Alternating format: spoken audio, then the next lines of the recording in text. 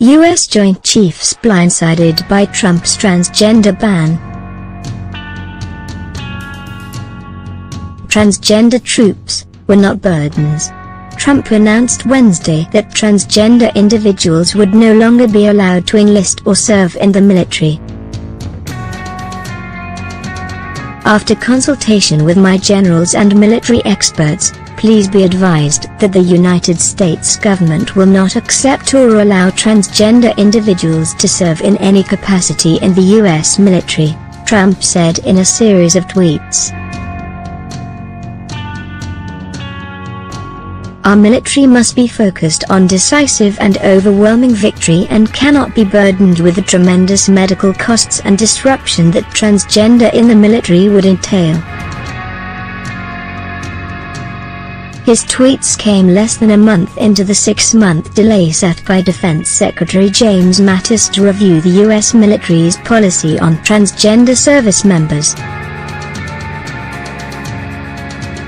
A U.S. official told CNN that Mattis was consulted on Trump's plan to announce a ban, but Senator John McCain said on Thursday that he was surprised by the announcement.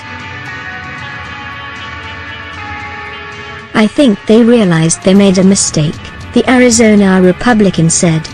"I think generally speaking, it's accepted you consult the Secretary of Defense before you make a decision that has to do with defending the nation." Mattis was going through a study that they'd done for 6 months, and he had just extended. "I know what Mattis said, that he wanted to complete the study, and he was surprised," added McCain, who chairs the Armed Services Committee. Trump to reinstate U.S. military ban on transgender people. But while Trump's tweet states that he consulted with his generals and military experts ahead of making the announcement, U.S. defense officials have indicated that many of the top brass were caught off guard by the policy change. One of the heads of the military branches was informed by a staffer of the president's tweets on transgender policy and had no idea it was coming, an official said. Adding to the confusion is that Trump's decision came without a plan in place to implement it.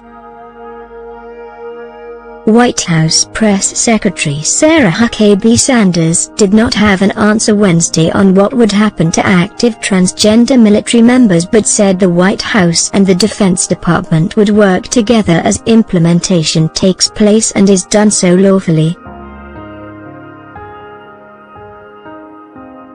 But how those next steps would play out still remains unclear.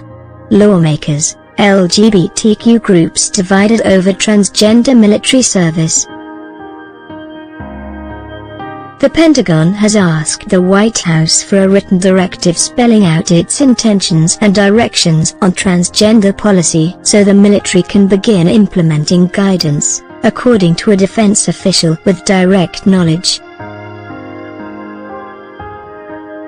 A major issue now is whether currently serving members will be discharged and whether they will receive an honorable discharge so they can continue to receive whatever medical and retiree benefits they are entitled to based on their years of service, a defense official said.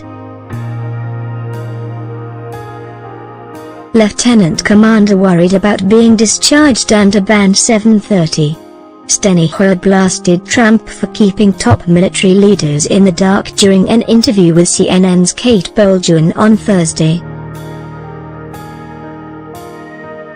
"When I hear the chairman of the Joint Chiefs of Staff had no idea he was going to do this, it's another indication. The only reason it was done was to appeal to some House members and those who wanted to and offered an amendment to discriminate against those transgender members of the armed forces," Hoyer said.